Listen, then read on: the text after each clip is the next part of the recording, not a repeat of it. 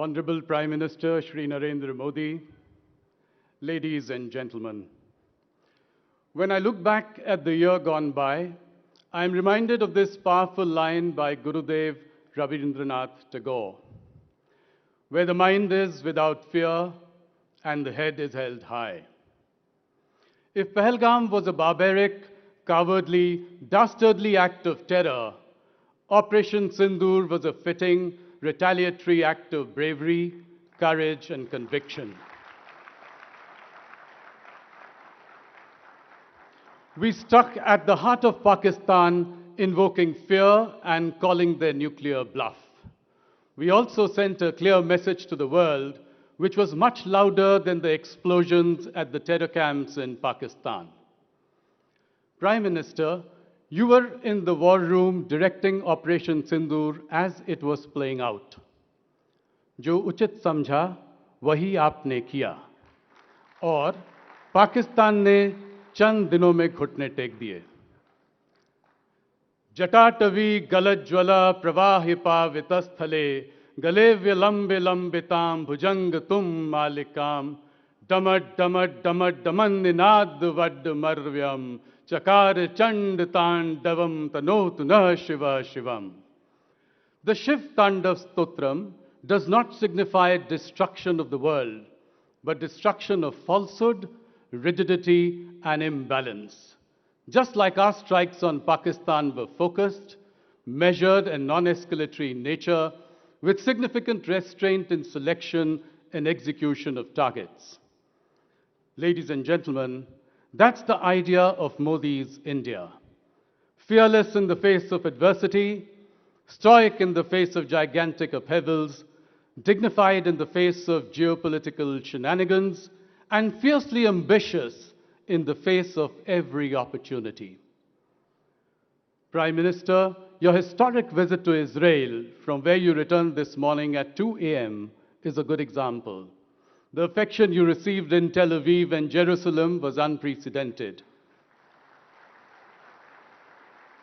And that is because you choose your friendships carefully and nurture them for life. Today, ladies and gentlemen, we stand here feeling optimistic about the future of our country and the future of the next generation, what we at News 18 call a rousing, rising Bharat. ये अंदर से उभरती गुदगुदाहट, यह देश के प्रति गौरव का भाव, यह देश की बढ़ती ताकत, उसका आत्मसम्मान, इन सब के पीछे मोदी जी के तप, त्याग और परिश्रम का बहुत बड़ा योगदान है. This feeling of optimism is not a universal feeling, nor is it a feeling that can be taken for granted. Just one glance at the topsy-turvy world around us, and you will know that this kind of optimism is rare, even though it is in abundance in our country. It has been nurtured by wise and empathetic policies, pursues year after year, despite crisis after crisis. Modi ji, you have shown in nearly 25 years in public office, which you will complete later this year in October, and nearly 12 years as the Prime Minister, that bold reforms and bolder imagination can change the course of history. The results are there for all to see. India's economy doubled from $2 trillion in 2014 to $4 trillion last year and went from the fragile 5 to the Fab 4. Our electronics exports have grown from rupees 38,000 crores in 2014 to rupees 4.2 lakh crores in 2025, an 11-fold increase in as many years. India's digital public infrastructure is a model for the world, and India has built 3 sovereign AI models in a matter of months. We had no semiconductor fabs in 2014, but 5 fabs had been approved until last year. The first Made in India chip will be produced later this year. Last week's AI Action Summit, which saw a parade of global CEOs and world leaders in India, reminded me of what is now a common occurrence.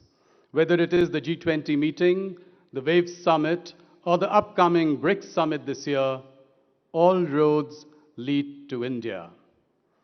India continues to be the only large economy that is growing at more than 7% year after year. The numbers were out only today. When there is turmoil all around, you have delivered the mother of all trade deals with the European Union. Trade agreements with the UK, Oman, and New Zealand have been finalized. With America, you have negotiated with patience and dignity.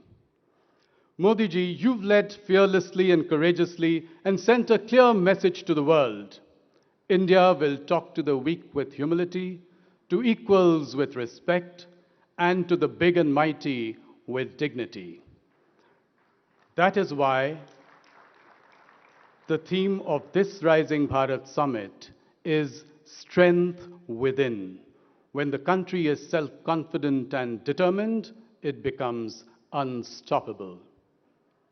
Prime Minister, I was recently listening to you speak to school children when you said that a leader congratulated you on turning 75 last year. You replied, saying that you don't count what has gone by, but what you look forward to the next 25 years. Your message, जो बीता है, उसकी गिनती मत कीजिए, जो बचा है, उसको जीने की सोचिए. That's the reason you've had a vision for a Viksit Bharat 2047, even though you keep track of every quarter, every year, every 5 years. The best CEOs here can take a leaf out of your leadership masterclass. Therefore, it is only fitting that I end this welcome address with a few immortal lines by Harivansh Rai Bachchan, which can inspire the people of this great nation to work relentlessly towards your goal of a Viksit Bharat. तू न थकेगा कभी, तू न थमेगा कभी, तू न मुड़ेगा कभी, कर शपथ, कर शपथ, कर शपथ, Agnipat, Agnipat, Agnipat. Thank you. Prime Minister, we at Network 18 have a little surprise for you in store. May I please request you to join me on stage. Ladies and gentlemen, please give a huge round of applause to the man with the Midas touch, Prime Minister Narendra Modi.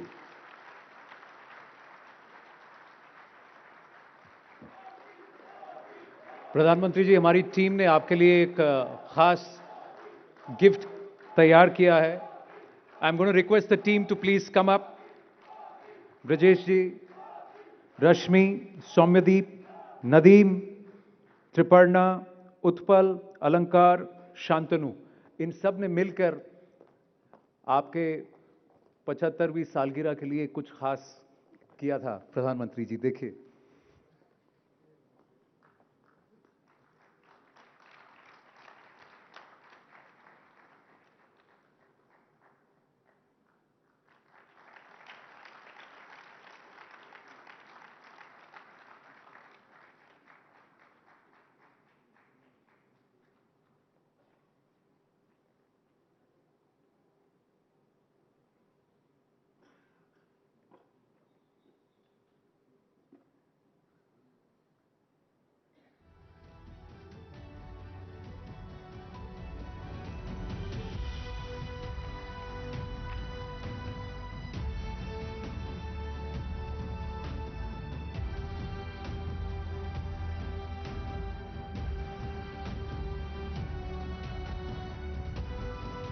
आशा है आपको हमारी ये कोशिश अच्छी लगी. Thank you to the team and Rahul ji, I request you to please step down. प्रधानमंत्री जी, हम सब आपको सुनने के लिए उत्सुक हैं.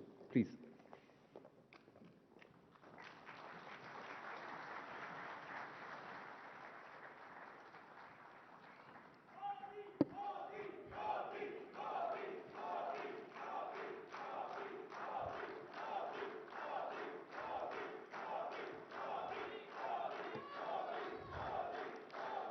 इजराइल की हवा यहां भी पहुंच गई है.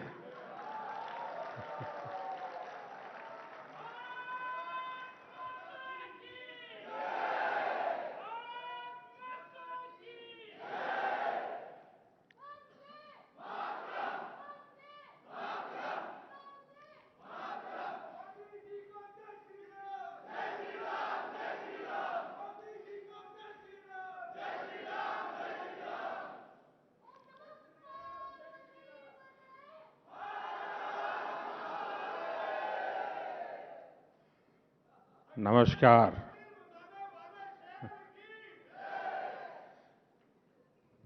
नेटवर्क 18 के सभी पत्रकार, इस व्यवस्था को देखने वाले सभी साथी, यहाँ उपस्थित सभी महानुभाव, देवी और सज्जनों, आप सभी राइजिंग भारत की चर्चा कर रहे हैं और इसमें स्ट्रेंथ विद इन पर आपका जोर है। यानी साधारण शब्दों में कहूं तो देश के अपने खुद के सामर्थ्य पर आपका फोकस है। और हमारे यहां तो शास्त्रों में कहा गया है, तत्वम असि, यानी जिस ब्रह्म की खोज में हम निकले हैं वो हम ही हैं, वो हमारे भीतर ही है। जो सामर्थ्य हमारे भीतर है उसे हमें पहचानना है। बीते 11 वर्षों में भारत ने अपना वही सामर्थ्य पहचाना है और इस सामर्थ्य को सशक्त करने के लिए आज देश निरंतर प्रयास कर रहा है। साथियों, सामर्थ्य किसी देश में अचानक पैदा नहीं होता। सामर्थ्य पीढ़ियों में बनता है। वो ज्ञान से, परंपरा से, परिश्रम से और अनुभव से निखरता है। लेकिन इतिहास के एक लंबे कालखंड में गुलामी की इतनी शताब्दियों में हमारे सामर्थ्यवान होने की भावना को ही हीनता से भर दिया गया था। दूसरे देशों से आयातित विचारधारा ने समाज में कूट-कूट कर ये भर दिया था कि हम अशिक्षित हैं और अनुगामी यानी फॉलोवर हैं। हमारे यहां ये भी कहा गया है, यादशी भावना यश सिद्धिर्भवति त्यादशी, यानी जैसी जिसकी भावना होती है उसे वैसी ही सिद्धि प्राप्त होती है। जब भावना में ही हीनता थी तो सिद्धि भी वैसी ही मिल रही है। हम विदेशी तकनीक की नकल करते थे, विदेशी मोहर का इंतजार करते थे। ये वो गुलामी थी जो राजनीतिक और भौगोलिक से ज्यादा मानसिक गुलामी थी। दुर्भाग्य से आजादी के बाद भी भारत गुलामी की मानसिकता से बाहर नहीं निकल पाया और इसका नुकसान हम आज तक उठा रहे हैं। इसका ताजा उदाहरण हम ट्रेड डील्स को लेकर हो रही चर्चा में देख रहे हैं। कुछ लोग चौंक गए हैं कि अरे ये क्या हो गया, कैसे हो गया। विकसित देश भारत से ट्रेड डील्स करने में इतने उत्सुक क्यों हैं? इसका उत्तर है हताशा निराशा से बाहर निकल रहा आत्मविश्वासी भारत।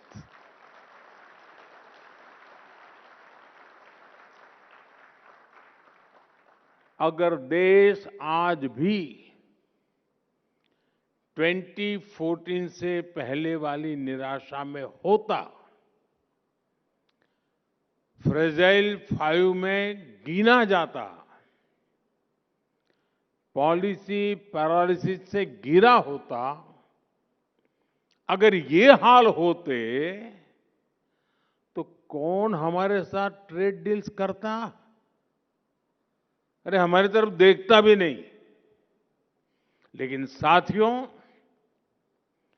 बीते 11 वर्षों में देश की चेतना में नई ऊर्जा का प्रवाह हुआ है।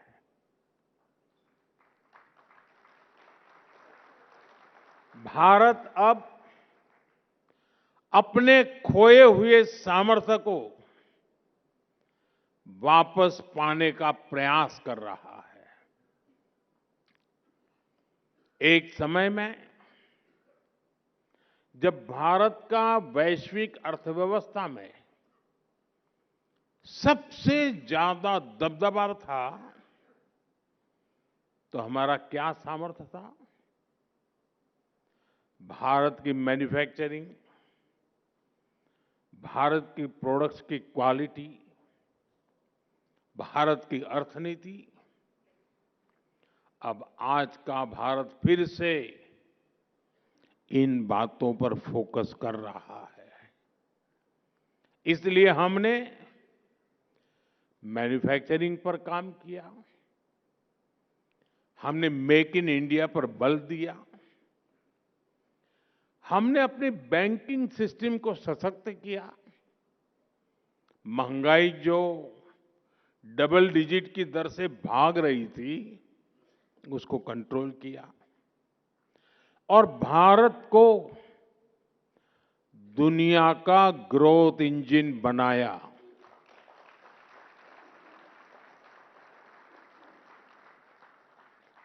भारत का यही सामर्थ्य है कि दुनिया के विकसित देश सामने से भारत के साथ ट्रेड डील करने के लिए खुद आगे आ रहे हैं।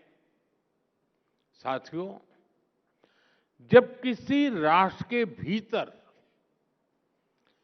छिपी हुई उसकी शक्ति जागती है तो वह नई उपलब्धियां हासिल करता है। मैं आपको कुछ और उदाहरण देता हूं।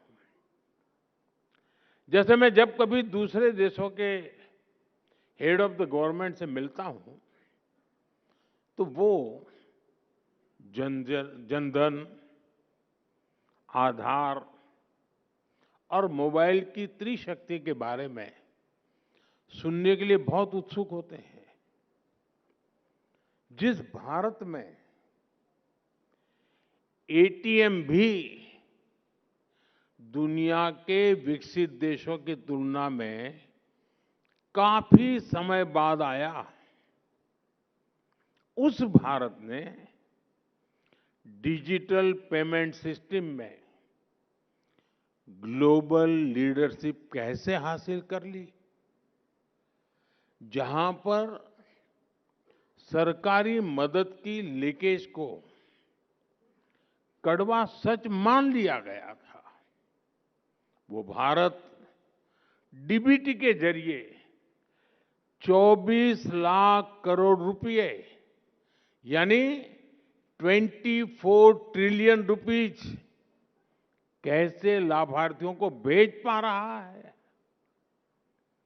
भारत का डिजिटल पब्लिक इंफ्रास्ट्रक्चर आज पूरे विश्व के लिए चर्चा का विषय बन चुका है। साथियों, दुनिया हैरान होती है कि जिस भारत में 2014 तक करीब 3 करोड़ परिवार अंधेरे में थे, वो आज सोलर पावर कैपेसिटी में दुनिया के टॉप के देशों में कैसे आ गया। जिस भारत के शहरों में पब्लिक ट्रांसपोर्ट सुधरने की कोई उम्मीद न थी, वो भारत आज दुनिया का तीसरा बड़ा मेट्रो नेटवर्क वाला देश कैसे बन गया।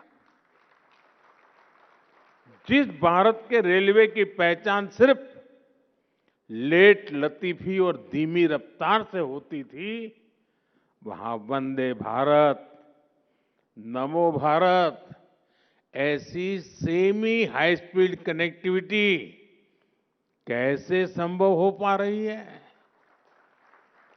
साथियों, एक समय था जब भारत नई टेक्नोलॉजी का सिर्फ और सिर्फ कंज्यूमर था।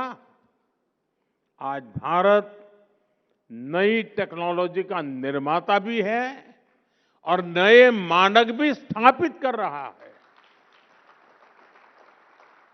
और ऐसा इसलिए हुआ है क्योंकि हमने अपने सामर्थ्य को पहचाना है। जिस स्ट्रेंथ विद इन की आप चर्चा कर रहे हैं, ये उसका ही उदाहरण है।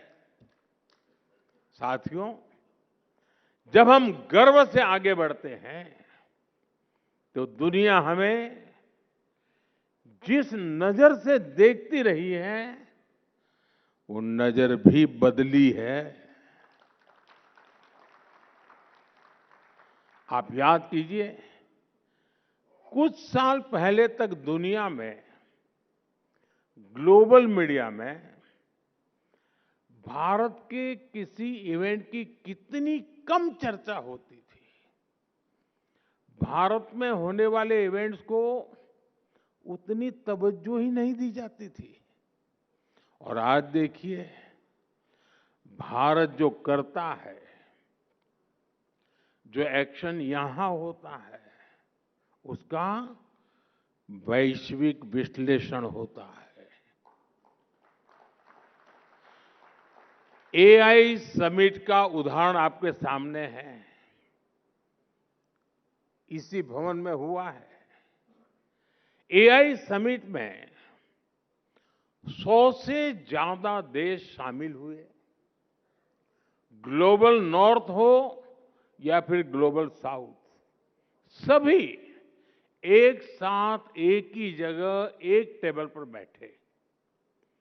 दुनिया के बड़े बड़े कॉरपोरेशंस हो या फिर छोटे छोटे स्टार्टअप, सभी एक साथ जुटे।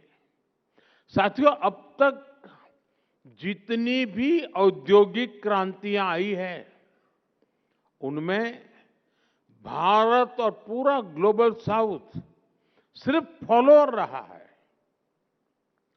लेकिन आर्टिफिशियल इंटेलिजेंस के इस युग में भारत निर्णयों में सहभागी भी है और उन्हें शेप भी कर रहा है।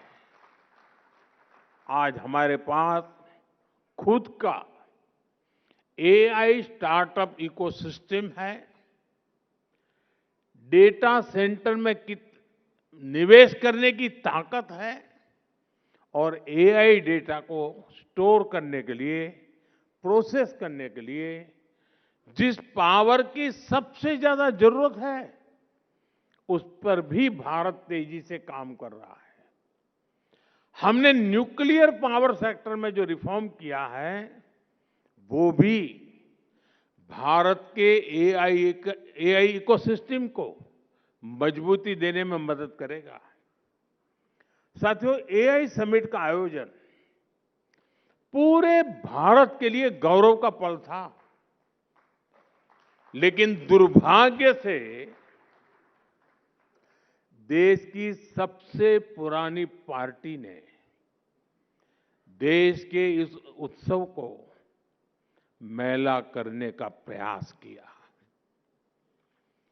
विदेशी अतिथियों के सामने कांग्रेस ने सिर्फ कपड़े नहीं उतारे, बल्कि इसने कांग्रेस के वैचारिक दिवालियेपन को भी एक्सपोज कर दिया है। जब नाकामी की निराशा, हताशा मन में हो और अहंकार सिर चढ़कर बोलता हो, तब देश को बदनाम करने की ऐसी सोच सामने आती है। जाहिर है, कांग्रेस की इस हरकत से देश में गुस्सा है। इसलिए इन्होंने अपने पाप को सही ठहराने के लिए महात्मा गांधी जी को आगे कर दिया। कांग्रेस हर बार ऐसा ही करती है। जब अपने पाप को छुपाना हो तो कांग्रेस बापू को आगे कर देती है, और जब अपना गौरवगान करना हो तो एक ही परिवार को सारा क्रेडिट दे देती है। साथियों, कांग्रेस अब विचारधारा के नाम पर केवल विरोध की टूलकिट बनकर रह गई है,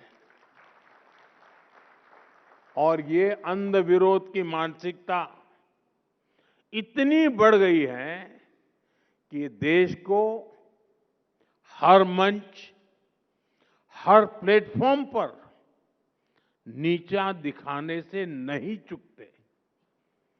देश कुछ भी अच्छा करे, देश के लिए कुछ भी शुभ हो रहा हो, कांग्रेस को विरोध ही करना है। साथियों, मेरे पास एक लंबी सूची है। देश की संसद की नई इमारत बनी, उसका विरोध।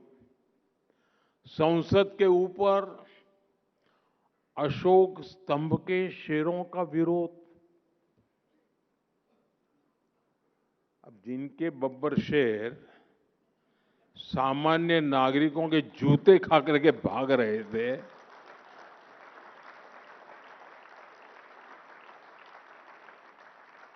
उनके संसद भवन के शेर के दांत देख करके डर लग गया उनको। कर्तव्य भवन बना, उसका भी विरोध। सेनाओं ने सर्जिकल स्ट्राइक की, उसका भी विरोध। बालाकोट में एयर स्ट्राइक हुई, उसका भी विरोध। ऑपरेशन सिंदूर हुआ, उसका भी विरोध।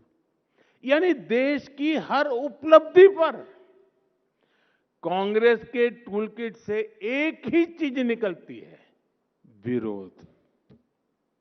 साथियों, देश ने आर्टिकल 370 की दीवार गिराई, देश खुश हुआ, लेकिन कांग्रेस ने विरोध किया। हमने सीएए का कानून बनाया, उसका विरोध। हम महिला आरक्षण कानून लाए, उसका विरोध। 3 तलाक के विरुद्ध कानून लाए, उसका विरोध।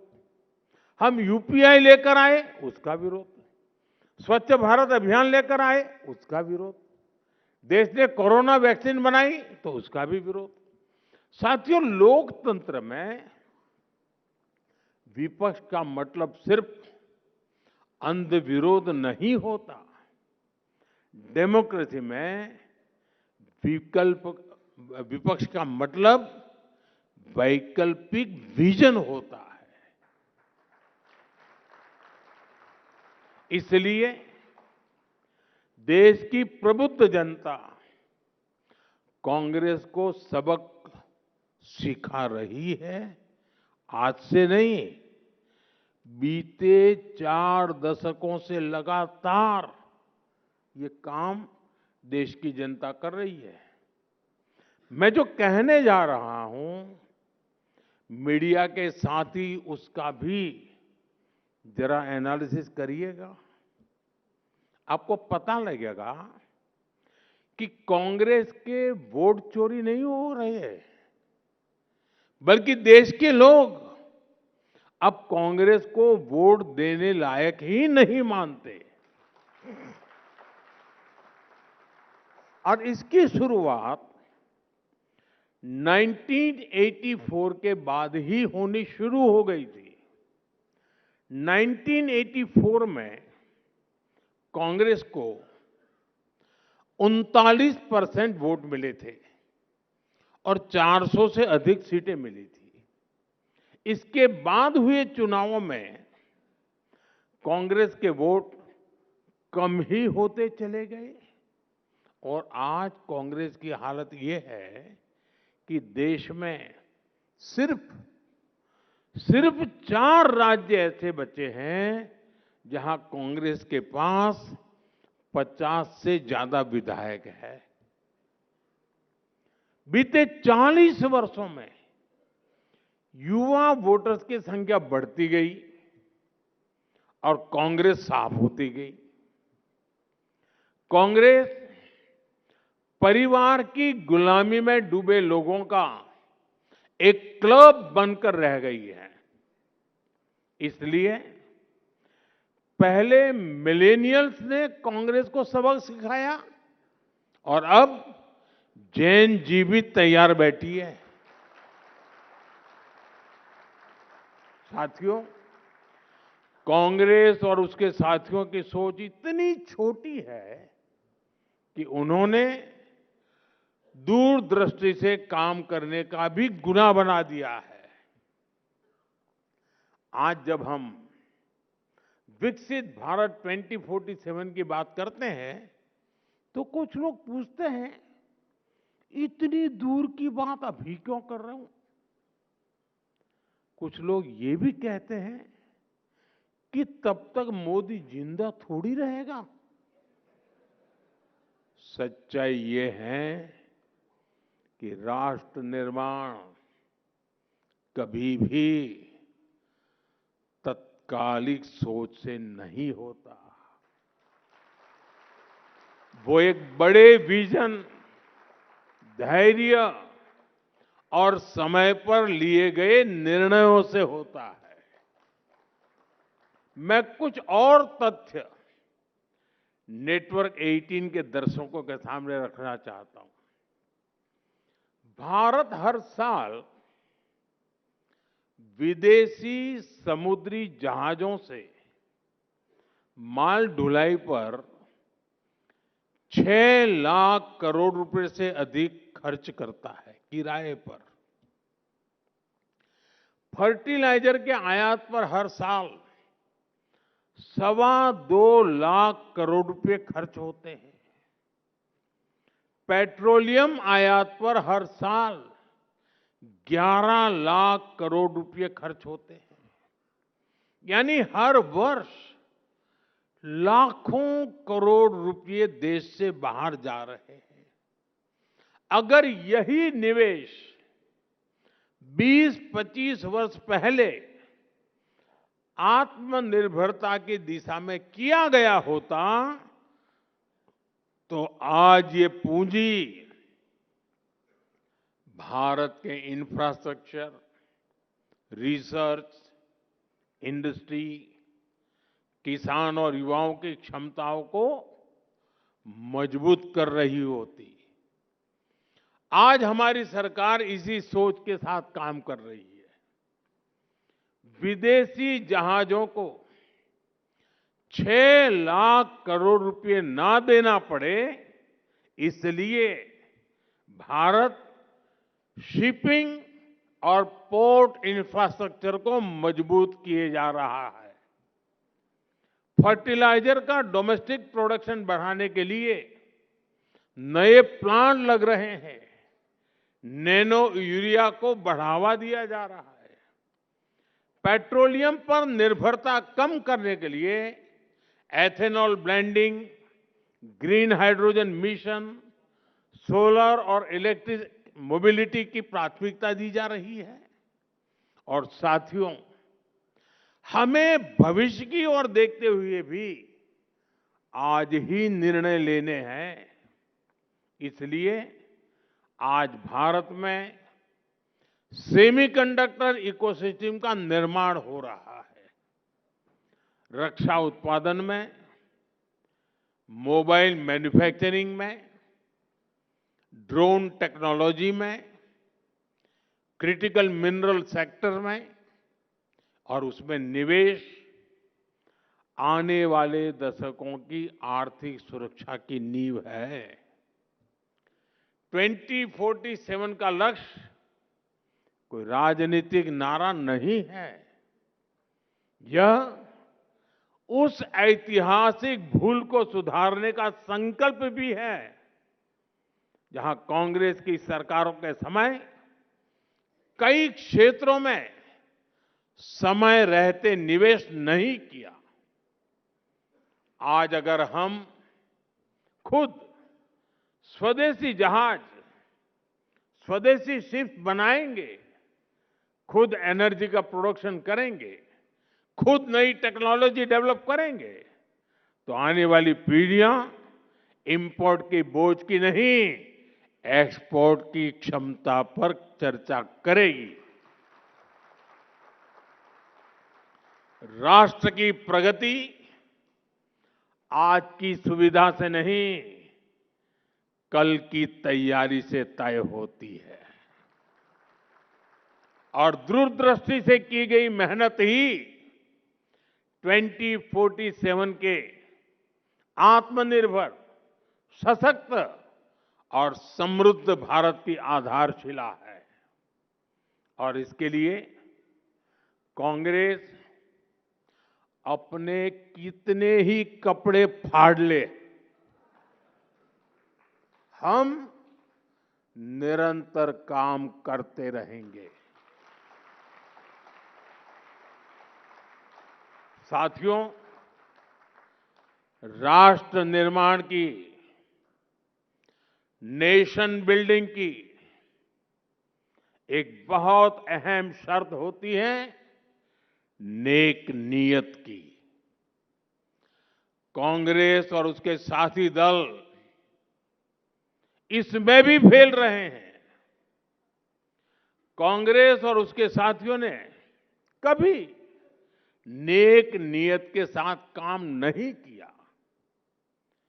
गरीब का दुख, उसकी तकलीफ से भी इन्हें कोई वास्ता नहीं है। जैसे बंगाल में आज तक आयुष्मान भारत योजना लागू नहीं हुई। अगर नेक नीयत होती तो क्या गरीबों को 5 लाख रुपए तक का मुफ्त इलाज देने वाली इस योजना को बंगाल में रोका जाता क्या? नहीं। आप भी जानते हैं कि देश में पीएम आवास योजना के तहत गरीबों के लिए पक्के घर बनवाए जा रहे हैं। नेटवर्क 18 के दर्शकों को मैं एक और आंकड़ा देता हूं। तमिलनाडु के गरीब परिवारों के लिए करीब 9.5 लाख पक्के घर अलॉट किए गए हैं। 9.5 लाख। लेकिन इनमें से 3 लाख घरों का निर्माण अटक गया है। क्यों? क्योंकि डीएमके सरकार गरीबों के इन घरों के निर्माण में दिलचस्पी नहीं दिखा रही है। इसकी वजह क्या है?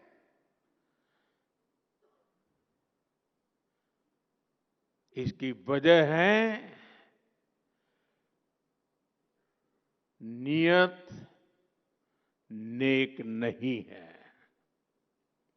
साथियों, मैं आपको एग्रीकल्चर सेक्टर का भी उदाहरण देता हूं। कांग्रेस के समय में खेती किसानी को अपने हाल पर छोड़ दिया गया था। छोटे किसानों को कोई पूछता ही नहीं था। फसल बीमा का हाल बेहाल था। एमएसपी पर स्वामीनाथन कमेटी की रिपोर्ट फाइलों में दबा दी गई थी।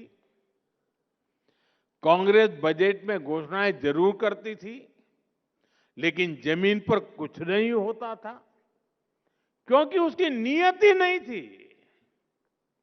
हमने देश के किसानों के लिए नेक नीयत के साथ काम करना शुरू किया और आज उसके परिणाम दुनिया देख रही है। आज भारत दुनिया के बड़े एग्रीकल्चर एक्सपोर्टर में से एक बन रहा है। हमने हर स्तर पर किसानों के लिए एक सुरक्षा कवच बनाया है।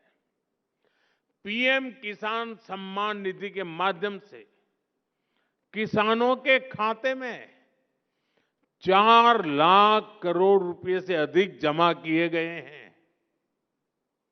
हमने लागत का 1.5 गुना एमएसपी तय किया और रिकॉर्ड खरीद भी की है। मैं आपको सिर्फ दाल का ही आंकड़ा देता हूं। यूपीए सरकार ने 10 साल में सिर्फ 6 लाख मैट्रिक टन दाल किसानों से एमएसपी पर खरीदी। 6 लाख मैट्रिक टन। और हमारी सरकार अभी तक करीब 170 लाख मैट्रिक टन यानी लगभग 30 गुना अधिक दाल एमएसपी पर खरीद कर चुकी है। अब आप तय करिए कौन किसानों के लिए काम करता है। साथियों, यूपीए सरकार किसान क्रेडिट कार्ड के जरिए भी किसानों को मदद देने में कंजूसी करती थी। अपने 10 साल में यूपीए सरकार ने 7 लाख करोड़ रुपए का कृषि ऋण किसानों को दिया, 7 लाख करोड़ रुपए, जबकि हमारी सरकार इससे 4 गुना अधिक यानी 28 लाख करोड़ रुपए दे चुकी है।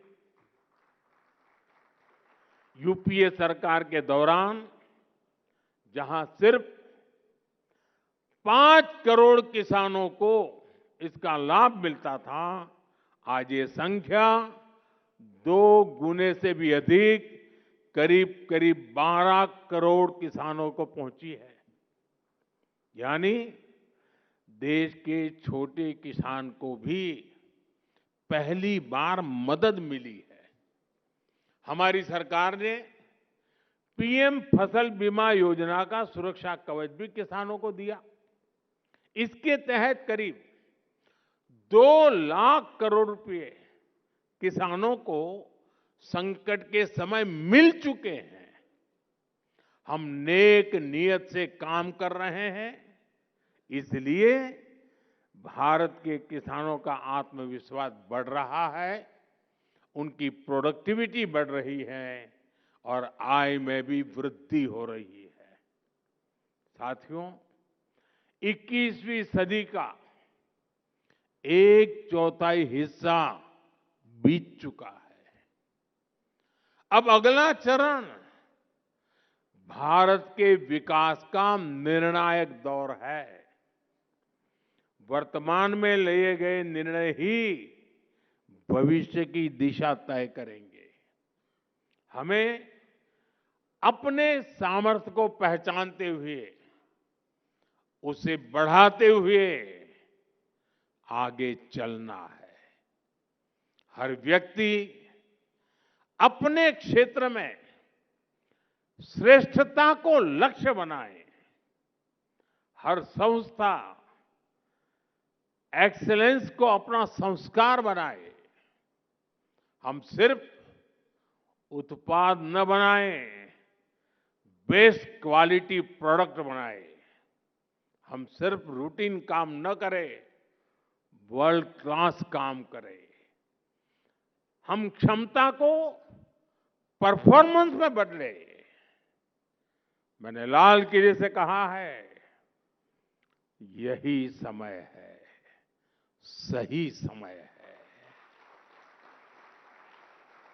यही समय है भारत को नई ऊंचाइयों पर ले जाने का। एक बार फिर आप सभी को बहुत बहुत शुभकामनाएं, बहुत बहुत धन्यवाद। नमस्कार।